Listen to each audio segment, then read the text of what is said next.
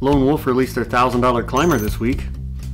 The buzz I've heard has ranged from why in the world would you spend $1,000 on a climber to if you want the best, you're going to pay for the best. Who's right? Group 1. These prices are insane. Group 1 cannot believe somebody would spend this kind of money on hunting gear. I'll speak for Group 1 here. Mobile hunting is a marketing term. Manufacturers have found a new niche to exploit.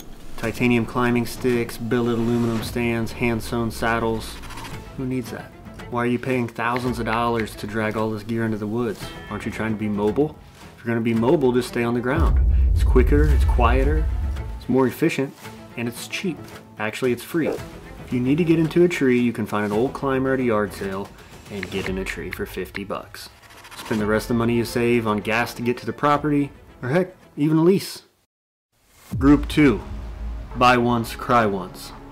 Group 2 believes that the best gear in the world costs money. And I'll speak for Group 2 right now.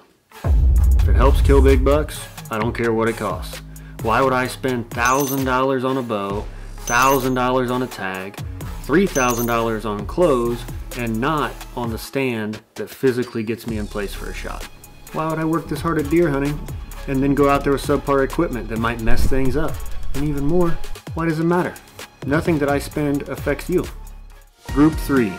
I just want to kill big deer. Group 3 is the middle ground. That's the group that I identify with for the most part. We understand that Group 1 has a point. You don't need much to kill big deer. You really don't, other than experience. Mark Drury, Cody DeQuisto, any of these guys, take them out there, put them on your property, take all their tools, they're going to find and kill the biggest deer.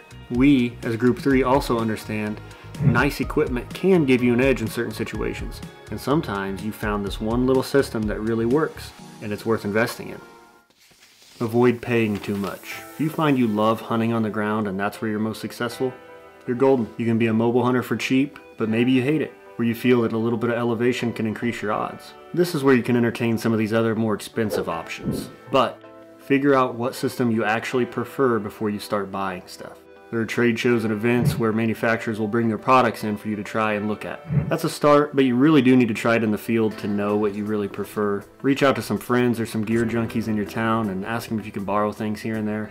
Go out in the summer and get in a tree with it. Some of the things that look awesome online or awesome at the trade show is a nightmare in the timber in the dark when you're dragging it through the brush. So just make sure you spend some time with these things. From there, you can go to yard sales. You can get the cheap climber if you found you like the climbers. You can get the cheap hang-on and sticks if you found you like to hang on and sticks. That way you really know what you're looking for when it comes time to upgrade, and you've got some experience with this and you know for sure you're ready to go.